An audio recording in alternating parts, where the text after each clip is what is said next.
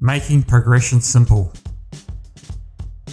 Albert Einstein quoted, "Make everything as simple as possible, but not simpler." Progression is a key component of program design. Applying progression to your client's program can seem complicated. Let's simplify progression to make the process easier.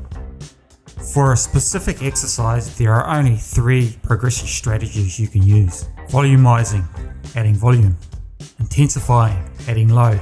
Combination of both, adding volume and load together. Volumizing forms the basis of many hypertrophy programs, but also works well with strength programs.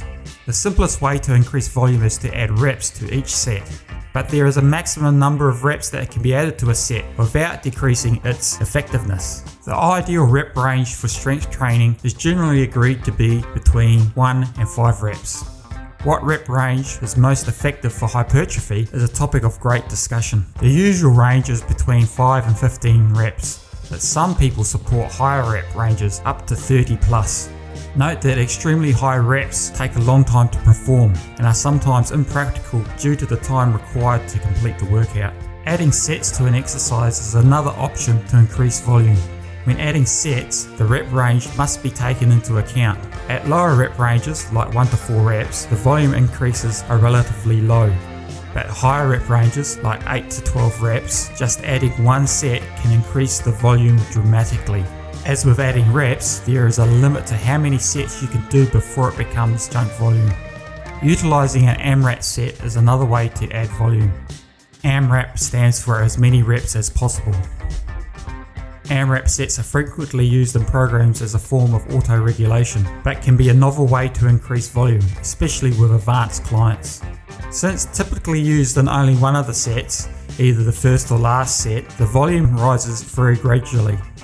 Intensifying, adding load, associated with strength training and athlete programs, but is also used in hypertrophy programs. Typically, the reps and loads of an intensifying program have an inverse relationship. As the load increases, the reps decrease, therefore the volume decreases as well. Loads can be increased by a fixed amount or calculated with the percentage of 1 rep max. Note that there may be some practical issues. If the client's base strength for a prescribed exercise is too low and the load increments available are too great, the client may not be able to complete the optimal number of reps. Another method used is to keep the reps constant and only increase the load each workout. This method is effective for beginners but less so for intermediates and advanced lifters. Combination of both. Adding both volume and load is the best of both worlds, but this is hard to achieve, especially with intermediate and advanced lifters.